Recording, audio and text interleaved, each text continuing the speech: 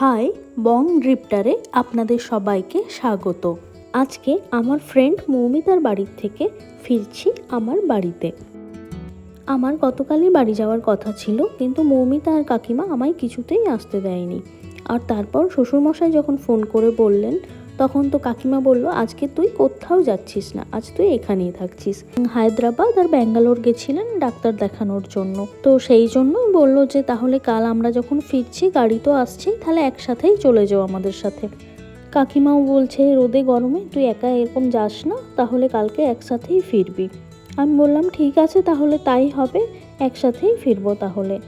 যাই হোক, second Hooghly bridge পেরিয়ে গিয়েছি, এখন কোলাঘাটে একটা ধাবাতে এসেছি। এখানে চা, বিস্কিট, অমলেট, ঘুগনি এই সমস্ত টিফিন করে নিয়ে ফিরছি এখন বাড়ি। দেখুন, দেখতে দেখতে চলেও আসলাম খড়গপুর, পেরোচ্ছি কংসাবতী নদীর ব্রিজ। চলে এসেছি বাড়ির খুব কাছাকাছি।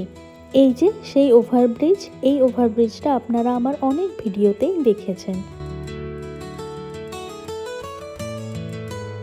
আজকে আর শ্বশুরবাড়ি যাব না, আজকে ডিরেক্ট যাব আমার বাড়িতেই। আমাকে আমার বাড়িতে ড্রপ করে দিয়ে ওনারা বাড়ি ফিরে যাবেন। ও হ্যাঁ, আমার বাড়ি আর শ্বশুর বাড়ির মধ্যে ডিস্টেন্স খুবই কম, ওই ধরুন 7 থেকে 10 মিনিট হবে।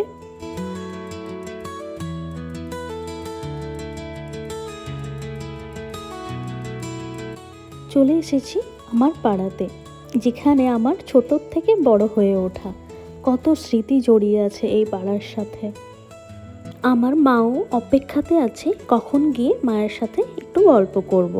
আমিও সেই অপেক্ষাতেই আছি, অনেক গল্প জমে আছে। ভিডিওটা কেমন লাগলো আমাকে অবশ্যই কমেন্ট বক্সে জানাবেন, আমি তাহলে খুব খুশি হব। আর আপনারা সবাই খুব ভালো থাকবেন, সুস্থ থাকবেন। দেখা হচ্ছে নেক্সট ভিডিওতে। টাটা।